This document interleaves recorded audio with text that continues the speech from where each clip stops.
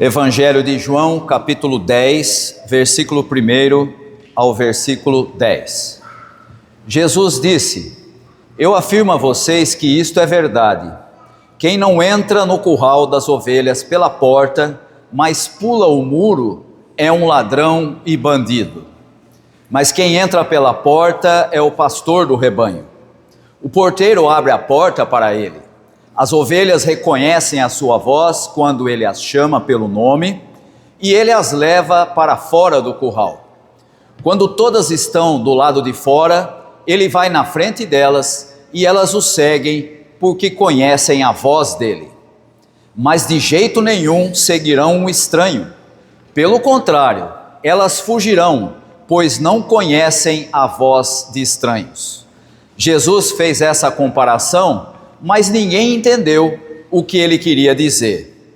Então Jesus continuou: Eu afirmo a vocês que isto é verdade. Eu sou a porta por onde as ovelhas passam. Todos os que vieram antes de mim são ladrões e bandidos, mas as ovelhas não deram atenção à voz deles. Eu sou a porta. Quem entrar por mim será salvo. Poderá entrar e sair e achará comida. O ladrão só vem para roubar, matar e destruir, mas eu vim para que as ovelhas tenham vida, a vida completa. Durante a liturgia do nosso culto, os irmãos acompanharam a leitura do Antigo Testamento e fizeram aqui a leitura responsiva do Salmo 23, o salmo que apontava Deus como o pastor do seu povo, né? Deus se apresentando no Salmo 23, a expressão usada lá é exatamente essa, o nome de Deus, aquele mesmo que aparece lá no capítulo 3 de Êxodo, né? Eu sou o que sou, que normalmente a gente traduz hoje em dia no português para Javé e Yavé, alguma coisa assim, e o texto lá começa dessa forma: Javé é o meu pastor, nada me falta. E agora Jesus começa a falar com os discípulos, e ele diz que ele é o pastor. E essa afirmação de Jesus é muito interessante nesse texto, porque ela tem conexão não apenas lá com o Salmo 23, que todos conhecemos, mas também com aquilo que estava acontecendo ao redor de Jesus, quando ele faz essa afirmação. E ele diz o seguinte: aquele que não entra pela porta no aprisco das ovelhas é ladrão e salteador. Na tradução que nós lemos aqui, é ladrão e bandido. Esqueça aquela imagem muito comum que a gente sempre tem de um pastor solitário no meio de um campo verde. Não era assim que a coisa funcionava. O aprisco normalmente era um pátio murado e comunitário no meio das aldeias, onde as famílias guardavam os seus rebanhos à noite para proteger justamente dos ladrões e dos lobos. Então aquela ideia, né, de alguém pastoreando no meio do campo, não é disso que Jesus está falando. Esse aprisco era no meio da aldeia e ele tinha uma função muito clara. Inclusive o texto diz que tinha um porteiro, ou seja, havia um guardião, alguém que ficava à porta e só abria a porta para os donos legítimos das ovelhas. E por isso Jesus vai dizer que quem entra não pela porta, mas pulando o muro, né? Ou seja, quem pula o muro tem um comportamento desviante e por conta disso desafiava não só a honra da propriedade, mas também a segurança das ovelhas. E veja, quando Jesus fala sobre a sua pessoa como pastor, o que ele está fazendo aqui é tratar de algo que os seus ouvintes deveriam entender. Eles tinham essa imagem de Deus como pastor. Não era novidade em Israel você pensar que Deus era o pastor. Mas o foco aqui de Jesus tem a ver com a autoridade, ou seja, quem é que tem acesso legítimo sobre o povo de Deus. O que Jesus está fazendo aqui é uma analogia para dizer o seguinte: olha, vocês estão sempre pensando em Deus como aquele que é o pastor e que cuida das suas ovelhas, mas eu tenho uma novidade para vocês. Agora, quem tem acesso pela porta do aprisco é Ele mesmo, Jesus, Filho de Deus, com a autoridade que vem do próprio Pai, e por conta disso Ele está dizendo: aquilo que vocês sempre aprenderam, aquilo que vocês sempre ouviram, imaginando que quem é o representante de Deus na terra para cuidar do seu povo são os líderes religiosos, não é mais assim. O que Jesus está fazendo aqui é demonstrar que Ele tem o acesso legítimo sobre o povo de Deus, e Ele reivindica o acesso pela porta, e portanto a via legítima, sancionada pelo Pai, e enquanto isso Ele está acusando os líderes rivais de serem invasores, de serem ladrões e salteadores. E veja, como eu disse no início, esse texto aqui está ligado com outros textos, não só com o Salmo 23, ele está também ligado com o texto do capítulo anterior. Não sei se você vai se lembrar, mas o capítulo anterior, que é o capítulo 9, é aquele que traz a situação do cego que tinha sido curado e que se apresenta lá na sinagoga, e as pessoas, líderes da religião, começam a dizer: mas quem que curou esse sujeito? Ah, foi Jesus. E eles falam assim: ah, mas será que ele era mesmo cego? Acho que não, acho que isso aí é conversa. Esse cara, quem que pode afirmar que ele era cego? E começam a questionar o milagre de Jesus, e começam a questionar o próprio homem, a ponto de o homem dizer de maneira muito explícita: olha, se ele é, não é, se é isso, se é aquilo, eu não sei. Eu sei de uma coisa: eu era cego e agora eu enxergo. Isso não tem como evitar, isso não tem como negar. E aqui nós não podemos ler o capítulo 10 separado do capítulo 9. Por quê? Porque aquela cura do cego de nascença e a sua expulsão da sinagoga serve aqui como pano de fundo para você entender quem eram os ladrões e os salteadores. Ou seja, é uma referência direta aos fariseus e à elite do templo, que tinham acabado de expulsar um homem que tinha sido curado do ambiente religioso. O que Jesus está dizendo é: eles afirmam que são pastores, mas agem como ladrões e salteadores. Não é muito difícil da gente perceber por que Jesus tinha tanta resistência dos religiosos de sua época. O tempo todo ele aponta como eles estavam fora do caminho proposto por Deus. E aí então Jesus vai explicar por que ele é o verdadeiro pastor das ovelhas. A partir do versículo 3, ele diz assim: as ovelhas ouvem a sua voz, e ele as chama pelo nome, e ele as conduz para fora. Você já percebeu como é interessante?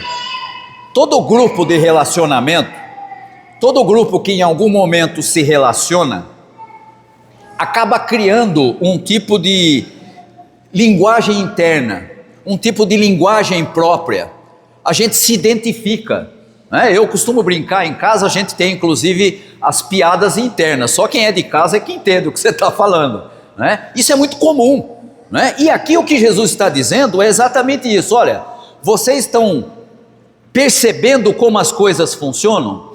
O verdadeiro pastor, ele chama as suas ovelhas, e as ovelhas conhecem a sua voz, elas identificam. Nós sabemos de quem é essa voz.